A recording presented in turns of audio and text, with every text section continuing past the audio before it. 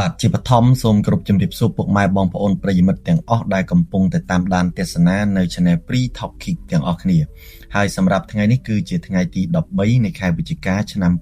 2025ហើយនេះក៏ជាវីដេអូទី2ដែរដែលខ្ញុំនឹងលើកយកមកចែករំលែកចែកជូនដល់បងប្អូនទាំងអស់គ្នាឲ្យបានដឹងនៅក្នុងថ្ងៃនេះ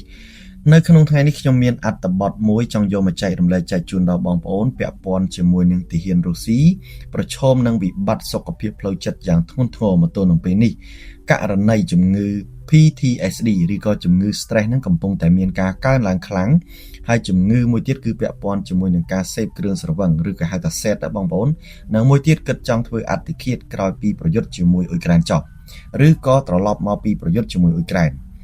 បើតាមប្រភពសារព័ត៌មានដែលគេបានចុះផ្សាយទាហានរុស្ស៊ីដែលត្រឡប់មកពីជួរខាងមុខដែលបានធ្វើសង្គ្រាមជាមួយអ៊ុយក្រែនគឺកំពុងតែប្រឈមនឹងវិបត្តិសុខភាពផ្លូវចិត្តដ៏ធ្ងន់ធ្ងររួមមានដូចជាជំងឺ stress ក្រោយពេលដែលប៉ះទង្គិចផ្លូវចិត្ត PTSD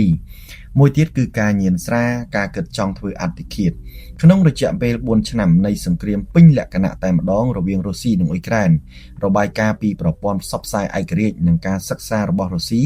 បានបង្ហាញពីការកើនឡើងនៃបញ្ហាទាំងនេះយ៉ាងខ្លាំងក្លាបើទោះបីជាមានការរឹតបន្តឹងព័ត៌មានពីថ្នាក់គ្រប់គ្រងមិនអោយបង្ហាញក៏ដោយប៉ុន្តែទិន្នន័យចុងក្រោយគេបានកំណត់បរិមាណនៃការស្លាប់និងរបួសផ្លូវចិត្តដែលកំពុងតែកើនឡើងនៅក្នុងចំណោមកូនទាហានរបស់រុស្ស៊ី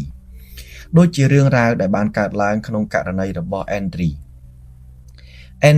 គាត់គឺជាទាហានរុស្ស៊ីអាយុ22ឆ្នាំគាត់បានរងរបួសយ៉ាងធ្ងន់ធ្ងរខណៈពេលដែលប្រយុទ្ធជាមួយអ៊ុយក្រែនពេលរដូវស្លឹកឈើជ្រុះកាលពីឆ្នាំមុនហើយគាត់ត្រូវបានបញ្ជូនទៅមន្ទីរពេទ្យវិកលចរិតនៅក្នុងទីក្រុង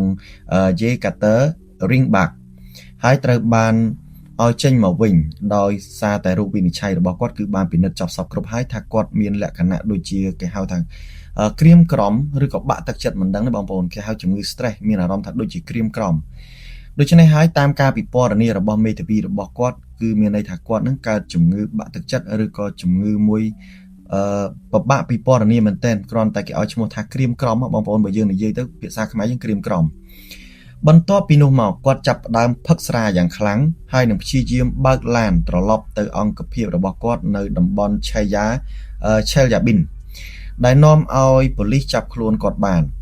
ទោះជាយ៉ាងណាក៏ដោយបន្ទាប់ពីចាប់ខ្លួនគាត់ហើយគេក៏បានដោះលែងគាត់វិញហើយគាត់ក៏បានត្រឡប់ទៅកងអនុសេនាតូចរបស់គាត់ដែលកំពុងតែរៀបចំ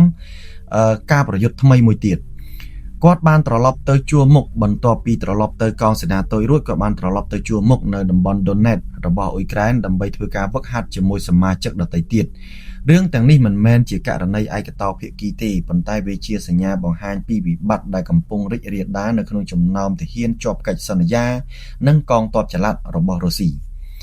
នេះជារឿងរ៉ាវរបស់ Andriy ដែលមានបញ្ហាដែលប្រយុទ្ធជាមួយអ៊ុយក្រែនខ្លាំងពេកទៅដែលធ្វើឲ្យគាត់កើតទៅជាជំងឺបាក់ទឹកចិត្តឬក៏ក្រៀមក្រំលែងស្គាល់មុខស្គាល់បាតអស់ហើយផឹកតែស្រាបើកឡានវល់វក់បងប្អូន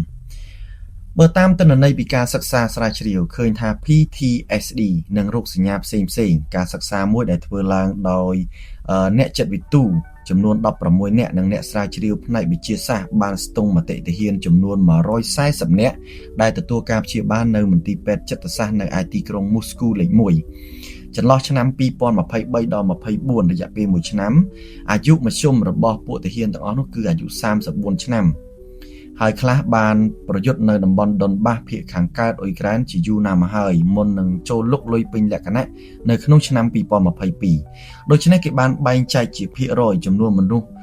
140នាក់នោះមានប្រហែល 50% នៃអ្នកចូលរួមត្រូវបានរកឃើញរោគវិនិច្ឆ័យថាមានជំងឺ PTSD នៅពេលដែលចូលរៀននៅពេលដែលចូលទៅហ្វឹកហាត់ណាបងប្អូនគេបានចាប់យកទៅធ្វើតេស្តរោគសញ្ញាឃើញថាមាន 50% ដែលកើតជំងឺ PTSD នៅពេលដែលចូលរៀនដោយរោគសញ្ញាទូទៅបំផុតគឺជាការបាត់ការចងចាំយើងនិយាយភាសាបាត់ការចងចាំឬក៏ភ្លេចភ្លាំងច្រើនជាពិសេសនឹកឃើញតែការប្រយុទ្ធទេហើយដូច្នេះគេបានបែងចែកចំនួន 50% នៃអ្នកចូលរៀននោះ គឺមាន 50% ដែលកើតជំងឺ PTSD ហើយមានតាមភាគរយទៀតដែលគាត់មានជំងឺផ្សេងៗឥឡូវយើងទៅលម្អិតទាំងអស់គ្នាដូចជារោគសញ្ញាទូទៅបំផុតគឺទី1ពាក់ព័ន្ធនឹងការចងចាំដែលមិនអាចភ្លេចបានពាក់ព័ន្ធជាមួយការប្រយុទ្ធមានរហូតដល់ 70% ក្នុង140នាក់បងប្អូនណាគេរកឃើញថា 70% គឺគិតតែចង់តែប្រយុទ្ធទេហ៊ានរស់ស៊ីអត់មានគិតចង់បានអីទេគេសួរចុះសួរឡើងត្រឡប់ចុះត្រឡប់ឡើងគឺការចងចាំរបស់គាត់គិតតែមួយគត់សួរចុះសួរឡើងគាត់នៅតែឆ្លើយថានឹកឃើញតែរឿងប្រយុទ្ធគ្នាវាយគ្នាជាមួយអ៊ុយក្រែនតែប៉ុណ្្នឹងឯងនៅពេលដែលចេញពីមន្ទីរពេទ្យមានតែ 18.6% ទេដែលនៅតែមានជំងឺ PTSD ខណៈដែលអ្នកដទៃត្រូវបានចាត់ថ្នាក់ជារោគសញ្ញាផ្លូវចិត្តដែលមានអង្គធាតុសរីរាង្គចំនួន 26% ដូចជារោគសញ្ញាផ្លូវចិត្តប៉ះពាល់ធ្ងន់ធ្ងរនោះគឺចំនួន 20% រោគសញ្ញាដូចជំងឺ TISM អញ្ចឹងបងប្អូនគេហៅជំងឺដូច TISM អញ្ចឹងភាគច្រើនគាត់គិតអីឬក៏ស្ងៀមស្ងាត់តែឯងឬក៏គិតខុសអីហ្នឹងគឺមាន 15%ករណីញៀនស្រា140នាក់ញៀនស្រា 10% ហើយរោគសញ្ញាផ្សេងទៀតរួមឲ្យមានការថប់អារម្មណ៍នោះគឺមានរហូតដល់ 75% ហើយការធ្លាក់ទឹកចិត្តឬក៏ការបាក់ទឹកចិត្តមានរហូតដល់ 51% និងរោគមួយទៀតគឺគេងមិនលក់មាន 48% នេះជារោគសញ្ញាទាំងអស់ដែលបណ្ដាលឲ្យមនុស្សអាចឈានទៅដល់ការសម្លាប់ខ្លួនបាននេះបងប្អូនពាក់ព័ន្ធជាមួយនឹងទាហានរុស្ស៊ីដែល140នាក់ដែលគេរកឃើញនោះគឺគេបានបែងចែកជាភាគរយហើយភាគច្រើនគឺខ្លាំងជាងគេគឺពាក់ព័ន្ធជាមួយនឹងរោគសញ្ញាមួយគឺការចងចាំដែលมันអាចបំភ្លេចបាននៃការប្រយុទ្ធគ្នាតែម្ដងមានរហូតដល់ 70% បងប្អូនណាមានរហូតដល់ 70% ហើយអាបញ្ហាថប់អារម្មណ៍ឬក៏ការបាក់ទឹកចិត្តគេងមិនលក់នោះមានរហូតដល់ 75 51% និងគេងមិនលក់ 48%ហើយការសិក្សាក្នុងឆ្នាំ 2025 នៅឯទីក្រុង Novosibirsk បានស្ទង់មតិទាហានរហូតដល់ 130 នាក់នៅឯមន្ទីរពេទ្យចិត្តសាស្ត្រលេខ 3 ចន្លោះឆ្នាំ 2022 ដល់ឆ្នាំ 2024 ដោយរកឃើញថា 32 នាក់ស្មើនឹង 24% ត្រូវបានចូលទៅសម្រាប់ព្យាបាលនិងព្យាយាមធ្វើអត្តឃាតខ្លួនឯងជាពិសេសក្នុងចំណោមអ្នកដែលមានជំងឺ PTSD ឬរោគសញ្ញាដែលមិនអាចសម្របខ្លួនបាន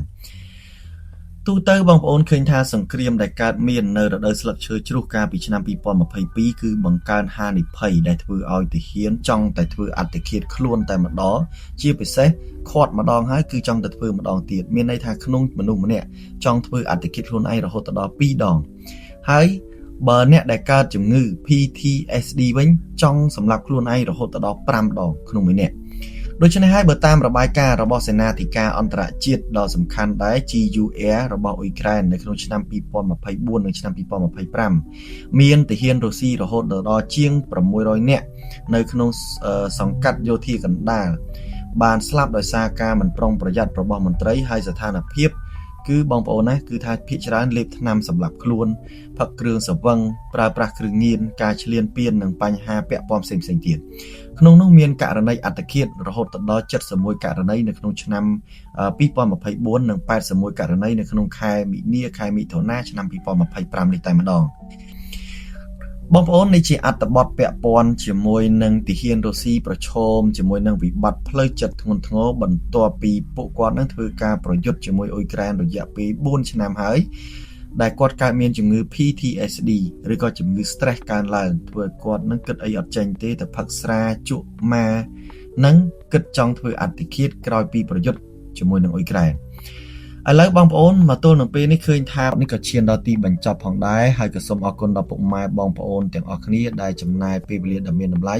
ក្នុងការតាមដានទស្សនាតាំងពីដើមរហូតដល់ចប់ក្នុងពេលនេះខ្ញុំបាទ Pri Talking ក៏សូមអរគុណនិងសូមគោរពលាជួបគ្នានៅវីដេអូក្រោយជាបន្តសូមអរគុណ